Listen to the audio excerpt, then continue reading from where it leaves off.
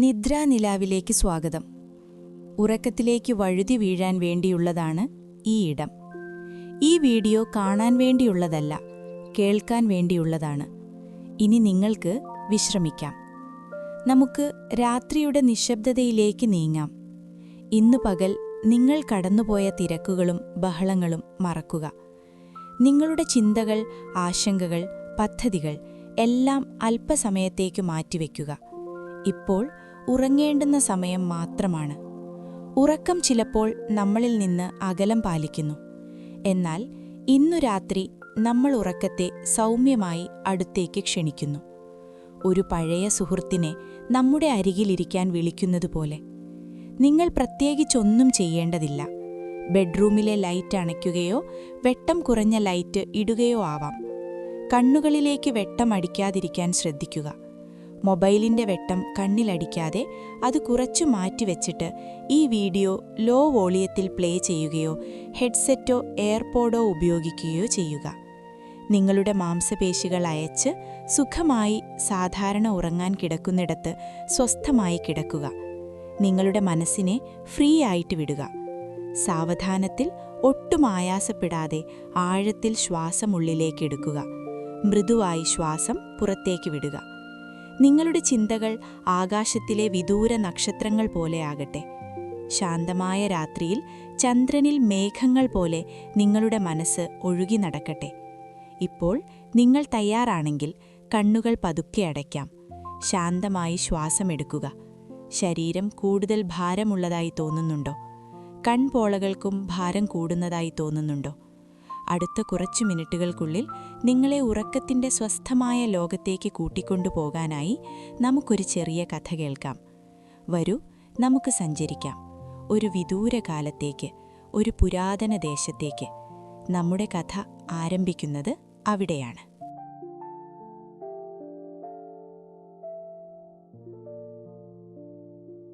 ചരിത്രപ്രസിദ്ധനായ ഗോവിന്ദസ്വാമികളുടെ മകനും മലയാളത്തിലെ പ്രശസ്തമായ വിവിധ ജ്യോതിശാസ്ത്ര ഗ്രന്ഥങ്ങളുടെ നിർമ്മാതാവുമെന്ന് അറിയപ്പെടുന്ന വരരുചിയെക്കുറിച്ച് കേട്ടിട്ടില്ലാത്തവർ അധികമുണ്ടാവില്ല.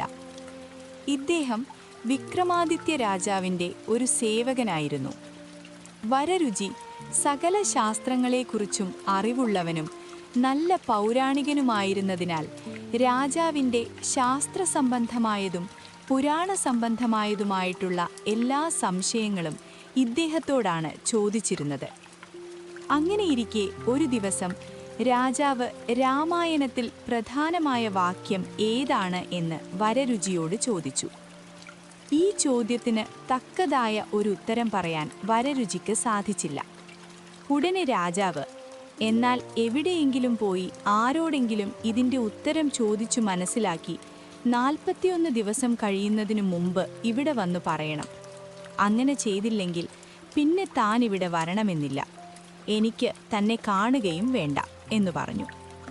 രാജാവിൻ്റെ കൽപ്പന കേട്ടപ്പോൾ വരരുചിയുടെ ഹൃദയം വിഷാദവും വിചാരവും കൊണ്ട് നിറഞ്ഞു. ഉടനെ അദ്ദേഹം അവിടെ നിന്ന് പുറപ്പെട്ടു പോകുകയും ചെയ്തു.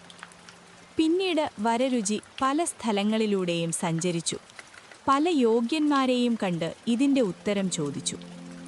എന്നാൽ രാമായണത്തിലെ എല്ലാ ശ്ലോകങ്ങളും വാക്യങ്ങളും ഒരുപോലെ പ്രാധാന്യമുള്ളതാണെന്നും അതിൽ വേറെ വ്യത്യാസമൊന്നുമില്ല എന്നുമുള്ള മറുപടിയാണ് അദ്ദേഹത്തിന് എല്ലാവരിൽ നിന്നും കിട്ടിയത്. അങ്ങനെ 40 ദിവസം കഴിഞ്ഞുപോയി. വരരുചിക്ക് സങ്കടം സഹിക്കാതെയായി. കൊട്ടാരത്തിലെ ജോലി പോകുന്നത് മാത്രമല്ല, സർവജ്ഞാനി എന്ന് എല്ലാവരുടെ മുമ്പിലും അറിയപ്പെട്ടിരുന്ന തനിക്ക് ഈ ഒരു ചോദ്യത്തിൻ്റെ ഉത്തരമറിയില്ല എന്നുള്ളത് അപമാനകരവുമാണ്. ഈ അപമാനം സഹിച്ചുകൊണ്ട് സ്വന്തം ദേശത്ത് താമസിക്കുന്നതിലും ഭേദം മരിക്കുന്നതാണ് എന്ന് വിചാരിച്ചുകൊണ്ട് അദ്ദേഹം ഭക്ഷണം പോലും കഴിക്കാതെ പകൽ മുഴുവനും അലഞ്ഞു നടന്നു. അങ്ങനെ രാത്രിയായി. അദ്ദേഹം ഒരു വനാന്തരത്തിൽ ഒരാൽത്തറയുടെ അടുക്കൽ ചെന്നെത്തി. വിശപ്പും ദാഹവും സങ്കടവും എല്ലാം സഹിക്കാൻ വയ്യാതെ അദ്ദേഹം ആൽത്തറയിൽ കിടന്നു. ക്ഷീണം കൊണ്ട് അദ്ദേഹം അപ്പോൾ തന്നെ ഉറങ്ങിപ്പോയി. അദ്ദേഹം കിടന്ന സമയത്ത് വനദേവതമാർ എന്നെ രക്ഷിക്കട്ടെ എന്ന് പറഞ്ഞുകൊണ്ടാണ് കിടന്നത്. സമയം ഏകദേശം പാതിരയായി. ആകാശസഞ്ചാരികളായ ചില ദേവതമാർ ആ ആലിന്മേൽ വന്നിരുന്നു. അപ്പോൾ ആ ആലിന്മേൽ താമസിക്കുന്ന ചില ദേവതന്മാരെ അവർ വിളിച്ചു. എന്നിട്ട് ചോദിച്ചു, നിങ്ങൾ വരുന്നില്ലേ? ഇപ്പോൾ ഒരു സ്ഥലത്ത് പ്രസവമുണ്ട്. ഞങ്ങൾ അവിടേക്ക് പോകുകയാണ്. ചോരയും നീരും കുടിക്കണമെങ്കിൽ ഞങ്ങളുടെ കൂടെ വരുവിൻ. അപ്പോൾ ആ ആലിന്മേലിരുന്ന ദേവതമാർ, ഞങ്ങൾക്കു വരാൻ നിവൃത്തിയില്ല. ഇവിടെ ഒരു വിശിഷ്ടനായ ബ്രാഹ്മണൻ വന്നു കിടക്കുന്നു. ഇദ്ദേഹം സ്വന്തം രക്ഷയ്ക്കു വേണ്ടി ഞങ്ങളെ പ്രാർത്ഥിച്ചുകൊണ്ടാണ് കിടക്കുന്നത്. അതിനാൽ നിങ്ങൾ പോയി തിരിച്ചു വരുമ്പോൾ ഇതിലേ കൂടി ഒന്ന് വന്ന് വിവരം പറഞ്ഞിട്ട് പോകണം എന്നു പറഞ്ഞു. എന്നാൽ അങ്ങനെയാകട്ടെ എന്നു പറഞ്ഞ് ആ ദേവതമാർ അവിടെ നിന്നു പോയി. രാത്രിയുടെ അന്ത്യയാമമായപ്പോൾ വരരുചി ഉണർന്നെങ്കിലും വ്യസനത്തോടുകൂടി ഓരോന്നോർത്തുകൊണ്ട് കണ്ണുമടച്ച് ആ ആൽത്തറയിൽ തന്നെ കിടന്നു. അപ്പോൾ നേരത്തെ പോയ ദേവതമാർ അവിടെ വീണ്ടും അവിടേക്കെത്തി. ഉടനെ ആലിന്മേലുണ്ടായിരുന്ന ദേവതമാർ അവരോട് ചോദിച്ചു, പ്രസവം എവിടെയായിരുന്നു? കുട്ടി എന്താണ്? അപ്പോൾ ദേവതമാർ പറഞ്ഞു, ഒരു പറയന്റെ വീട്ടിലായിരുന്നു പ്രസവം. കുട്ടി പെണ്ണാണ്. അവളെ വിവാഹം ചെയ്യുന്നത് ആരായിരിക്കും എന്ന് ആലിന്മേലുണ്ടായിരുന്ന ദേവതമാർ ചോദിച്ചു. അത് മാം വിദ്ധി എന്നറിഞ്ഞുകൂടാത്ത ഈ വരരുചിയാണ്. നേരം വെളുക്കാറായി, ഞങ്ങളിനി താമസിക്കുന്നില്ല, ബാക്കിയൊക്കെ പിന്നെ പറയാം എന്നു പറഞ്ഞ് ആ ദേവതമാർ അവിടെ നിന്ന് പോകുകയും ചെയ്തു. ഏറ്റവും ബുദ്ധിശാലിയായിരുന്ന വരരുചിക്ക് ആ ദേവതമാരുടെ വാക്കുകേട്ടപ്പോൾ തൻ്റെ കാര്യം സാധിച്ചു എന്നതിലുള്ള സന്തോഷവും അദ്ദേഹത്തിന് ഭാവിയിൽ വരാൻ പോകുന്ന അധപ്പതനത്തെക്കുറിച്ചുള്ള വിഷാദവും ഒരുപോലെ ഹൃദയത്തിലുണ്ടായി. അധപ്പതനം കൂടാതെ രക്ഷപ്പെടുന്നതിന് തക്കതായ ഒരു ഉപായം അദ്ദേഹം ആലോചിച്ച് നിശ്ചയിച്ചുകൊണ്ട് സന്തോഷത്തോടെ ആ ആൽത്തറയിൽ നിന്ന് എഴുന്നേറ്റു. നേരം വെളുത്തതുകൊണ്ട് അദ്ദേഹം അവിടെ നിന്ന് രാജസന്നിധിയിലേക്ക് പുറപ്പെട്ടു. 41 ദിവസമായിട്ടും വരരുചിയെ കാണാത്തതുകൊണ്ട് രാജാവിന് വിഷമമായി. എങ്കിലും ആ രാജസഭയിലുണ്ടായിരുന്ന മറ്റു വിദ്വാൻമാർക്ക് വരരുചിയുള്ളതുകൊണ്ടാണ് രാജാവ് തങ്ങളെ വേണ്ടതുപോലെ ആദരിക്കാത്തത് എന്നുള്ള ഒരു തോന്നലുണ്ടായിരുന്നു. അതുകൊണ്ട് വരരുചിയോട് അവർക്കെല്ലാവർക്കും അസൂയയായിരുന്നു. രാജ്യസഭ കൂടിയപ്പോൾ രാജാവ്, കഷ്ടം, വരരുചിയെ കണ്ടില്ലല്ലോ. അദ്ദേഹം അപമാനം പേടിച്ച് ആത്മഹത്യ ചെയ്യുകയോ അതോ രാജ്യം വിട്ടു പോകുകയോ വല്ലതും ചെയ്തു കാണുമോ? അങ്ങനെയാവില്ല. സർവശാസ്ത്ര തത്വജ്ഞനും വിശിഷ്ടനുമായ അദ്ദേഹം എങ്ങനെയെങ്കിലുമൊക്കെ എൻ്റെ ചോദ്യത്തിന് തക്കതായ മറുപടി മനസ്സിലാക്കിക്കൊണ്ട് വരാതെ ഇരിക്കുകയില്ല എന്നും മറ്റും ചിന്തിച്ചുകൊണ്ടിരുന്നപ്പോൾ സന്തോഷവാനായി വരരുചി അവിടേക്കെത്തി. അദ്ദേഹത്തിൻ്റെ മുഖത്തെ പ്രസന്നത കണ്ടപ്പോൾ തന്നെ പോയ കാര്യം സാധിച്ചുവെന്ന് രാജാവിനും സഭയിലുണ്ടായിരുന്ന മറ്റുള്ളവർക്കും മനസ്സിലായി. ഉടനെ തന്നെ രാജാവ് അദ്ദേഹത്തോട് ചോദിച്ചു, എന്തായി, മനസ്സിലായോ? വരരുചി ഉത്തരം പറഞ്ഞു, ദൈവകാരുണ്യത്താലും ഗുരു കടാക്ഷം കൊണ്ടും മാന്യന്മാരായ നിങ്ങളുടെയൊക്കെ അനുഗ്രഹത്താലും ഒരുവിധം എനിക്ക് മനസ്സിലായി എന്ന് തന്നെ പറയാം. അപ്പോൾ രാജാവ് ചോദിച്ചു, ഏത് ശ്ലോകമാണ്, ഏത് വാക്യമാണ്? കേൾക്കട്ടെ. വരരുചി ഉത്തരം പറഞ്ഞു, രാമായണത്തിൽ പ്രധാനമായ ശ്ലോകം രാമൻ ദശരഥം വിദ്ധി മാം വിദ്ധി ജനകാത്മജാം എന്നുള്ളതാണ്. ഇതിൽ പ്രധാനമായിട്ടുള്ള വാക്യം മാം വിദ്ധി ജനകാത്മജാം എന്നുള്ളതുമാണ്. രാജാവ് സന്തോഷത്തോടെ വരരുചിയെ കൈക്കുപിടിച്ച് അർദ്ധാസനം, അതായത് രാജാവിൻ്റെ സിംഹാസനത്തോട് ചേർന്നുള്ള കസേര കൊടുത്തിരുത്തി. പിന്നീട് രാജാവ് അദ്ദേഹത്തിന് വിലപിടിപ്പുള്ള ആഭരണങ്ങളും രത്നങ്ങളുമൊക്കെ കൊടുത്ത് സന്തോഷിപ്പിക്കുകയും തന്നോട് കൂടെ തന്നെ താമസിച്ചു കൊള്ളുന്നതിനുള്ള അനുവാദം കൊടുക്കുകയും ചെയ്തു. അതിനുശേഷം വരരുചി നേരത്തെ പറഞ്ഞ ശ്ലോകത്തിൻ്റെ അർത്ഥം 10 വിധത്തിൽ വ്യാഖ്യാനിച്ച് രാജാവിന് കേൾപ്പിച്ചു. അവയിൽ 2 വിധത്തിലുള്ള വ്യാഖ്യാനം ഞാൻ താഴെ പറയാം. ശ്രീരാമനും സീതയും ലക്ഷ്മണനും കൂടി വനവാസത്തിനായി പുറപ്പെട്ടപ്പോൾ അവരുടെ അമ്മയുടെ പാദങ്ങളെ വന്ദിച്ച് യാത്ര പറഞ്ഞു. അപ്പോൾ ലക്ഷ്മണനോട് അമ്മയായ സുമിക്ക പറഞ്ഞ വാക്കുകളാണിത്. അല്ലയോ വത്സ, രാമം ദശരഥം വിദ്ധി, അതായത് നിന്റെ ജ്യേഷ്ഠനായ രാമനെ അച്ഛനായ ദശരഥനെ പോലെ കണ്ടുകൊള്ളണം എന്നർത്ഥം. മാം വിദ്ധി ജനകാത്മജെ, സീതയെ എന്നെ പോലെ, അതായത് സ്വന്തം അമ്മയെപ്പോലെ കണ്ടുകൊള്ളണമെന്നും. അയോധ്യാം അടവീം വിദ്ധി, അതായത് വനത്തെ അയോധ്യയെപ്പോലെ വിചാരിച്ചു കൊള്ളണം എന്നും ഗച്ഛതാത യഥാസുഖം, അതായത് സുഖമാകുംവണ്ണം ഗമിച്ചാലും അല്ലെങ്കിൽ സന്തോഷത്തോടെ പോകൂ എന്നും ആണ് അർത്ഥമാക്കുന്നത്. ഇതിൻ്റെ മറ്റൊരർത്ഥം രാമനെ ദശരഥൻ, അതായത് പക്ഷിവാഹകനായിരുന്ന മഹാവിഷ്ണുവായിട്ടും ജനകാത്മജ അല്ലെങ്കിൽ സീതയെ മഹാലക്ഷ്മിയായിട്ടും കാണണമെന്നും അയോധ്യ രാമൻ പോയിക്കഴിഞ്ഞാൽ പിന്നെ ഒരു കാട് പോലെയാണെന്നും നീ സുഖമായിട്ട് പോകൂ എന്നുമാണെന്നാണ് അദ്ദേഹം വിശദീകരിച്ചത്. ഇങ്ങനെ 10 വിധത്തിലുള്ള വരരുചിയുടെ വ്യാഖ്യാനം കേട്ടപ്പോൾ രാജാവ് നേരത്തേക്കാൾ അധികം സന്തോഷിക്കുകയും വരരുചിയെ ബഹുമാനിക്കുകയും ചെയ്തു. പിന്നെ എല്ലാവരും കൂടി രാജസദസ്സിൽ ഓരോ രാജവർത്തമാനം പറഞ്ഞുകൊണ്ടിരിക്കുമ്പോൾ വരരുചി പറഞ്ഞു, അല്ലയോ മഹാരാജാവേ, ഇന്നലെ രാത്രിയിൽ ഒരു പറയന്റെ മാടത്തിൽ ഒരു പറയി പ്രസവിച്ച് ഒരു പെൺകുട്ടിയുണ്ടായിട്ടുണ്ട്. അതിൻ്റെ ജാതകഫലം നോക്കിയാൽ ആ കുട്ടിക്ക് 3 വയസ്സ് തികയുമ്പോഴേക്കും ഈ രാജ്യം നശിക്കും എന്ന് കണ്ടിരിക്കുന്നു. ഇന്നു മുതൽ രാജ്യത്ത് ഓരോ നാശകാരണങ്ങൾ ഉണ്ടായി തുടങ്ങും. അല്ലെങ്കിൽ ആ പ്രജയെ ഉടനെ കൊല്ലിക്കണം. ഇത് കേട്ടപ്പോൾ ഇത്രയും അറിവുള്ള ഒരു ബ്രാഹ്മണന്റെ വാക്കുകൾ ഒരിക്കലും തെറ്റില്ല എന്ന് രാജാവും സഭയിലുണ്ടായിരുന്ന മറ്റുള്ളവരും മനസ്സിലാക്കി വിഷമിച്ചു. ഒരു കുഞ്ഞിനെ കൊല്ലുന്നത് കഷ്ടമാണ് എന്നും അവർ വിചാരിച്ചു. പ്രത്യേകിച്ച് അതൊരു പെൺകുട്ടി ആയിരിക്കുന്നതുകൊണ്ട് അതിനൊരിക്കലും ശരിയല്ല. അങ്ങനെ എന്താണ് ചെയ്യേണ്ടത് എന്ന് എല്ലാവരും കൂടി ആലോചിച്ച് ഒരു തീരുമാനത്തിലെത്തി. എന്തെന്നാൽ വാഴപ്പിണ്ടി കൊണ്ട് ഒരു ചെറിയ ചങ്ങാടമുണ്ടാക്കി ആ കുട്ടിയെ തലയിൽ ഒരു ചെറിയ പന്തവും കൊളുത്തി കുത്തി അതിൽ കിടത്തി നദിയിലൊഴുകുക. ഈ നിശ്ചയത്തെ രാജാവും അനുകൂലിച്ചു. ഉടനെ 2 ഭടന്മാരെ വിളിപ്പിച്ച് അപ്രകാരം ചെയ്യുവാൻ കൽപ്പനയും കൊടുത്തു. കുട്ടി ഉണ്ടായിരിക്കുന്ന സ്ഥലം ഏകദേശം ഇന്ന ദിക്കിലാണെന്ന് വരരുചി പറഞ്ഞുകൊടുത്തു. രാജഭടന്മാർ അവിടെ അന്വേഷിച്ചു ചെന്നു. കുട്ടിയെ എടുത്ത് കൽപ്പന പ്രകാരം ചെയ്യുകയും ഉടനെ വിവരം രാജസന്നിധിയിൽ അറിയിക്കുകയും ചെയ്തു. തനിക്ക് ആ കുട്ടിയുടെ വരാനിരിക്കുന്ന ഭാവിയിലെ അധപ്പതനം അങ്ങനെ ഒഴിഞ്ഞുപോയല്ലോ എന്ന് വിചാരിച്ച് വരരുചി സന്തോഷിച്ചു. പിന്നെയും അദ്ദേഹം രാജാവിൻ്റെ അടുക്കൽ സേവകനായി താമസിച്ചു. അങ്ങനെ കുറേ കാലം കഴിഞ്ഞു. വരരുചി സ്ഥിരതാമസം സ്വന്തം ഗൃഹത്തിൽ തന്നെ ആക്കി. അങ്ങനെയിരിക്കുന്ന കാലത്ത് ഒരു ദിവസം വരരുചി ഒരു വഴിയാത്രയ്ക്കിടയിൽ ഭക്ഷണം കഴിക്കാനായി ഒരു ബ്രാഹ്മണന്റെ വീട്ടിൽ ചെന്നു.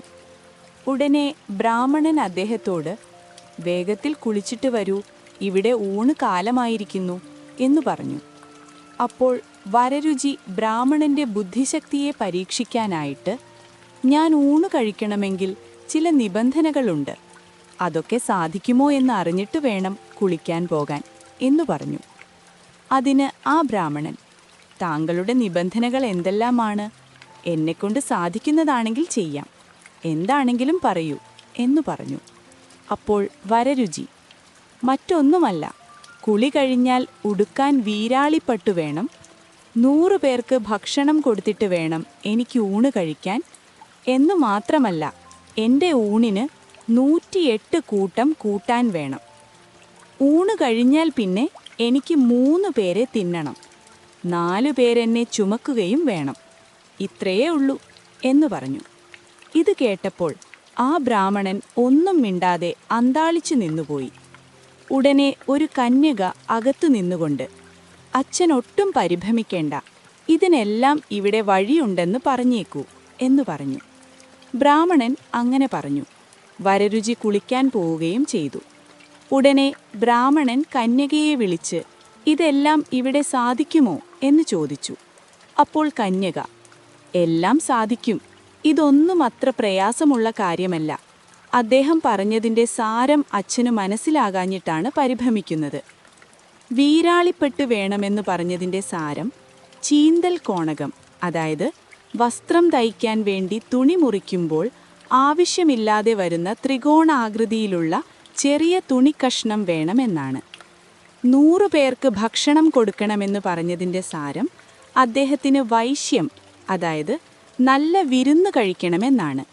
വൈശ്യം കൊണ്ട് 100 ദേവതമാരുടെ പ്രീതിയുണ്ടാകും എന്ന വിശ്വാസമുള്ളതിനാലാണ് അങ്ങനെ പറഞ്ഞത്. പിന്നെ 108 കൂട്ടം കറി വേണമെന്ന് പറഞ്ഞതിൻ്റെ അർത്ഥം ഇഞ്ചിക്കറി വേണമെന്നാണ്. ഇഞ്ചിക്കറി ഉണ്ടായാൽ 108 കൂട്ടാൻ്റെ ഫലമുണ്ടെന്നാണ് വെപ്പ്. അദ്ദേഹത്തിന് 3 പേരെ തിന്നണമെന്ന് പറഞ്ഞതിൻ്റെ സാരം വെറ്റിലയും അടയ്ക്കയും 100 കൂട്ടി മുറിക്കണമെന്നാണ്. അദ്ദേഹത്തെ 4 പേർ ചുമക്കണമെന്ന് പറഞ്ഞതിൻ്റെ സാരം ഊണ് കഴിഞ്ഞാൽ കുറച്ച് കിടക്കണം, അതിനൊരു കട്ടില് വേണമെന്നാണ്. കട്ടിലിൽ കിടക്കുമ്പോൾ കട്ടിലിൻ്റെ 4 കാലും കൂടിയാണല്ലോ ഒരാളെ ചുമക്കുന്നത്. ഇത്രയൊക്കെ ഉള്ളൂ, ഇതിനിവിടെ എന്താ വിഷമം എന്ന് ആ പെൺകുട്ടി പറഞ്ഞു. ആ അച്ഛൻ വളരെ സന്തോഷിക്കുകയും ആ പെൺകുട്ടിയുടെ ബുദ്ധിശക്തിയെക്കുറിച്ച് ഓർത്ത് അത്യന്തം അത്ഭുതപ്പെടുകയും ചെയ്തു. എന്നാൽ എൻ്റെ മകൾ പോയി എല്ലാം വേഗം തയ്യാറാക്കൂ എന്ന് പറഞ്ഞ് ആ കുട്ടിയെ അയാൾ പറഞ്ഞയച്ചു. വരരുചി കുളിയും മറ്റും കഴിഞ്ഞു വന്നപ്പോഴേക്കും ഒരു ചീന്തൽ കോണകം, വൈശ്യത്തിനാവശ്യമായ ഹവിസും ചന്ദനം, പൂവ് മുതലായവയും തയ്യാറാക്കിയിരുന്നു. ഊണിന് ഇഞ്ചിക്കറിയും ഉണ്ടായിരുന്നു. ഊണ് കഴിഞ്ഞപ്പോഴേക്കും പുറത്തളത്തിൽ മുറിക്കാനുള്ള സാമാനങ്ങളും ഒരു കട്ടിലിൽ പായും തലയിണയുമെല്ലാം തയ്യാറാക്കിയിരുന്നു. വരരുചി വൈശ്യവും ഊണും കഴിച്ച് പുറത്തിളത്തിൽ ചെന്ന് മുറുക്കി കട്ടിലിൽ കയറിക്കിടന്നു. താൻ പറഞ്ഞതിൻ്റെ സാരം മനസ്സിലാക്കി ഇപ്രകാരമെല്ലാം തയ്യാറാക്കിയത് ആ പെൺകുട്ടിയുടെ ബുദ്ധിസാമർഥ്യം കൊണ്ടാണെന്ന് മനസ്സിലാക്കിയ വരരുചി ഏതു വിധവും ഈ കന്യകയെ വിവാഹം കഴിക്കണമെന്ന് മനസ്സുകൊണ്ട് ആലോചിച്ചുറപ്പിച്ചു. താമസിക്കാതെ വരരുചി തൻ്റെ ആഗ്രഹം ആ ബ്രാഹ്മണനെ അറിയിക്കുകയും അദ്ദേഹം സമ്മതിക്കുകയും സമൂഹമധ്യത്തിങ്കൽ വെച്ച് ആ കന്യകയെ വിവാഹം കഴിക്കുകയും സ്വന്തം ഗൃഹത്തിൽ കൊണ്ടുപോകുകയും ചെയ്തു. അങ്ങനെ ആ ദമ്പതിമാർ സന്തോഷത്തോടെ അവരുടെ വീട്ടിൽ താമസിച്ചിരുന്ന കാലത്ത് ഒരു ദിവസം ഭക്ഷണവും മറ്റും കഴിഞ്ഞ് 2 പേരും കൂടി വർത്തമാനമൊക്കെ പറഞ്ഞ് സന്തോഷിച്ചിരിക്കുന്ന സമയത്ത് വരരുചി തൻ്റെ പ്രിയപ്പെട്ട ഭാര്യയുടെ തലമുടി ഭംഗിയായി ചീകി കെട്ടിക്കൊടുത്തു. അപ്പോൾ അവളുടെ തലയുടെ മധ്യത്തിൽ വലിയൊരു മുറിവിൻ്റെ പാട് അയാൾ കണ്ടു. അദ്ദേഹം അതെന്താണെന്ന് അവളോട് ചോദിച്ചു. അപ്പോൾ ആ പെൺകുട്ടി അതൊരു പന്തം തറച്ച പാടാണെന്ന് അമ്മ പറഞ്ഞിട്ടുണ്ട് എന്ന് അയാളെ ബോധിപ്പിച്ചു. അമ്മയൊരിക്കൽ കുളിച്ചുകൊണ്ടിരുന്നപ്പോൾ പിണ്ടിച്ചങ്കാടത്തിന്മേൽ ഞാൻ ആറ്റിൽ കൂടി ഒഴുകി വരുന്നത് കണ്ടു. അവരെന്നെ രക്ഷപ്പെടുത്തി പിടിച്ചു കരയ്ക്കയറ്റി വളർത്തിയതാണെന്നും പ്രസവിച്ചതല്ലെന്നും ഒരിക്കൽ അമ്മ എന്നോട് പറഞ്ഞിട്ടുണ്ട്. അന്നെൻ്റെ തലയിൽ പന്തവും തറച്ചിരുന്നു അത്രേ. ഇത് കേട്ടപ്പോൾ ബുദ്ധിശാലിയായ വരരുചിക്ക് തന്നെ ഭാര്യ ആ പറയൻ്റെ വീട്ടിൽ ജനിച്ച ആ കുട്ടി തന്നെയാണെന്ന് ഉറപ്പായി. തൽക്കാലം അദ്ദേഹത്തിൻ്റെ മനസ്സിൽ കുറച്ച് വിഷമമുണ്ടായി എങ്കിലും ലിഖിതാലോടെ പ്രാക്തീതം സമ്മതം, അതായത് വിധിയിൽ എഴുതി വെച്ചതാണെങ്കിൽ സ്വീകരിക്കാം എന്ന് വിചാരിച്ച് സമാധാനപ്പെട്ടു. നടന്ന വിവരമെല്ലാം തൻ്റെ ധർമ്മപത്നിയെയും അദ്ദേഹം ധരിപ്പിച്ചു. ഇനി നമുക്കെന്തായാലും ഇവിടെ എങ്ങും താമസിക്കേണ്ട, ബാക്കിയുള്ള ആയുസ് ദേശസഞ്ചാരം കൊണ്ട് തന്നെ നയിക്കണം എന്ന് പറഞ്ഞ് വരരുചി ഭാര്യയോടൊത്ത് ഉടനെ അവിടെ നിന്ന് പുറപ്പെടുകയും ചെയ്തു. പിന്നെ അവരുടെ സഞ്ചാരം മലയാള ദേശങ്ങളിലായിരുന്നു. എന്നു പറഞ്ഞാൽ അവർ പാരദേശികന്മാരായിരുന്നു എന്നും മേൽപ്പറഞ്ഞ കഥകളെല്ലാം പരദേശത്ത് വെച്ച്, അതായത് കേരളത്തിന് പുറത്തു നടന്നതാണെന്നും വിശേഷിച്ച് പറയണമെന്നില്ലല്ലോ. പിന്നീട് അവർ ഓരോരോ ദിക്കുകളിൽ സഞ്ചരിച്ചു കൊണ്ടിരിക്കുന്ന കാലത്ത് ഭാര്യ ഗർഭം ധരിച്ചു. ഗർഭകാലം പൂർത്തിയായി പ്രസവവേദനയുടെ ആരംഭമായപ്പോൾ ഒരു കാട്ടിലേക്ക് കയറി പ്രസവിച്ചു കൊള്ളുവാൻ പറഞ്ഞുകൊണ്ട് ഭർത്താവായ വരരുചി വഴിയിലിരുന്നു. ഭാര്യ പറഞ്ഞതുപോലെ ഒരു വനാന്തരത്തിൽ പ്രവേശിക്കുകയും ഉടനെ പ്രസവിക്കുകയും ചെയ്തു. കുഞ്ഞിനെ വാങ്ങാനും മറ്റും ആരുമുണ്ടായിരുന്നില്ല എന്ന് പ്രത്യേകിച്ച് പറയേണ്ടതില്ലല്ലോ. ആരോരുമില്ലാത്തവർക്ക് ദൈവം തുണ എന്നുണ്ടല്ലോ. പ്രസവം കഴിഞ്ഞപ്പോൾ കുട്ടിക്ക് വായുണ്ടോ എന്ന് വരരുചി ചോദിച്ചു. ഉണ്ട് എന്ന് ഭാര്യ മറുപടിയും പറഞ്ഞു. വായുള്ള പിള്ളയ്ക്ക് ദൈവം ഇരയും കൽപ്പിച്ചിട്ടുണ്ട്, അതിനാൽ കുട്ടിയെ എടുക്കണ്ട എന്നു പറഞ്ഞ് കുട്ടിയെ ആ കാട്ടിൽ തന്നെ ഉപേക്ഷിച്ചിട്ട് ഭാര്യയെ കൂട്ടി വരരുചി അപ്പോൾ തന്നെ അവിടെ നിന്ന് പുറപ്പെടുകയും ചെയ്തു. പെറ്റുകിടക്കുക എന്നൊരു ന്യായം ആ സ്ത്രീക്ക് ഉണ്ടായിരുന്നില്ല. പ്രസവരക്ഷയ്ക്കുള്ള മരുന്നുകളുമില്ല. കാട്ടാറുകളിലെ പച്ചവെള്ളവും കാട്ടിലെ കായ്കനികളും ഭിക്ഷയെടുത്തു കിട്ടുന്ന സ്വൽപ്പമായ അന്നവും മറ്റുമല്ലാതെ വിശേഷിച്ച് യാതൊന്നുമില്ലായിരുന്നു. എങ്കിലും ആ പതിവ്രതയ്ക്ക് അതിനൊന്നും ഒരു പരാതികളും ഇല്ലായിരുന്നു. ഇങ്ങനെ പല സ്ഥലങ്ങളിലായി 11 പ്രസവം കഴിഞ്ഞു. കുട്ടികളെയെല്ലാം കാട്ടിൽ തന്നെ ഉപേക്ഷിച്ച് അവർ പോവുകയും ചെയ്തു. ആ 11 കുട്ടികളെയും ബ്രാഹ്മണൻ മുതൽ 11 ജാതിക്കാർക്ക് കിട്ടുകയും അവരെടുത്തുകൊണ്ടുപോയി വളർത്തുകയും ചെയ്തു. 12ാമത്തെ ഗർഭമുണ്ടായപ്പോൾ ആ സ്ത്രീ, കഷ്ടം, ഞാൻ 11 പ്രസവിച്ചിട്ടും ഒരു കുട്ടി പോലും എൻ്റെ കൂടെയില്ലല്ലോ. ഈ പ്രാവശ്യം പ്രസവിക്കുമ്പോൾ കുട്ടിക്ക് വായുണ്ടോ എന്ന് ഭർത്താവ് ചോദിച്ചാൽ ഇല്ലെന്ന് പറയണം. എന്നാൽ ആ കുട്ടിയെയെങ്കിലും എടുത്തുകൊള്ളുവാൻ ഇദ്ദേഹം അനുവദിക്കുമായിരിക്കും. പിന്നീട് പരമാർത്ഥം പറഞ്ഞ് ഇദ്ദേഹത്തെ സമ്മതിപ്പിക്കുകയും ചെയ്യാം എന്ന് തീരുമാനിച്ചു. ഗർഭകാലം പൂർത്തിയായപ്പോൾ പതിവ് പോലെ പ്രസവിക്കുകയും കുട്ടിക്ക് വായുണ്ടോ എന്ന് ഭർത്താവ് ചോദിക്കുകയും ഇല്ല എന്ന് ഭാര്യ പറയുകയും ആ കുട്ടിയെ എടുത്തുകൊള്ളാൻ ഭർത്താവ് അനുവദിക്കുകയും ചെയ്തു. ഉടനെ കുട്ടിയെയും എടുത്തുകൊണ്ട് രണ്ടുപേരും കൂടി പുറപ്പെട്ടു. കുറച്ചു സമയം കഴിഞ്ഞിട്ട് ശരിക്കും ആ കുട്ടിക്ക് വായില്ലാതെയായി തീർന്നു. ആ സ്ത്രീയുടെ വാക്ക് വെറുതെയായില്ല. വരരുചി ആ കുട്ടിയെ ഒരു കുന്നിൻ്റെ മുകളിൽ കൊണ്ടുപോയി പ്രതിഷ്ഠിച്ചു. അതാണ് വായില്ലാ ഗുന്നിലപ്പൻ എന്ന് പ്രസിദ്ധപ്പെട്ട ദേവൻ. ഈ വായില്ലാ ഗുന്നിലപ്പൻ ഉൾപ്പെടെയാണ് പറയിപെറ്റ പന്തിരുകുലം എന്ന് പറയുന്നത്. ഈ 12 പേരുടെയും പേരുകൾ ഇതാണ്: മേഴത്തോൾ അഗ്നിഹോത്രി, പാക്കനാർ, രജകൻ, കാരക്കലമ്മ, അകവൂർ ചാത്തൻ, വടുതല നായർ, വള്ളോൻ, ഉപ്പുകൂറ്റൻ, പാണനാർ, ഉളിയന്നൂർ പെരുന്തച്ചൻ, വായില്ലാ കുന്നിലപ്പൻ, നാറാണത്ത് പ്രാന്തൻ. ഇവർ പല ദിക്കുകളിലായിട്ടാണ് താമസിച്ചിരുന്നത്. എങ്കിലും വളർന്നു വന്നപ്പോൾ അവർ പരസ്പരം സഹോദരന്മാരാണെന്ന് മനസ്സിലാകുകയും തമ്മിൽ സ്നേഹത്തോടുകൂടി പാർത്തുവരികയും ചെയ്തു. ഇവരുടെ ദിവ്യത്വങ്ങളും അത്ഭുത കർമ്മങ്ങളും ഒരുപാടുണ്ട്. വരരുചിയും ഭാര്യയും പിന്നെ അവരുടെ ജീവിതശേഷത്തെ സഞ്ചാരം കൊണ്ടുതന്നെ കഴിച്ചുകൂട്ടി. ആ മാതാപിതാക്കന്മാരുടെ ശ്രാദ്ധത്തിന് മേൽപ്പറഞ്ഞ 12 പേരിൽ വായില്ലാ കുന്നിലപ്പൻ ഒഴിച്ച് ശേഷമെല്ലാവരും ഒരുമിച്ചു കൂടുകയും ഒരു പുല്ലിന്മേൽ തന്നെ ബലിയിടുകയും ചെയ്തിരുന്നു. അങ്ങനെ വരരുചിയുടെ മക്കൾ എല്ലാവരും സ്വരുമയോടെ ജീവിച്ചു പോന്നു.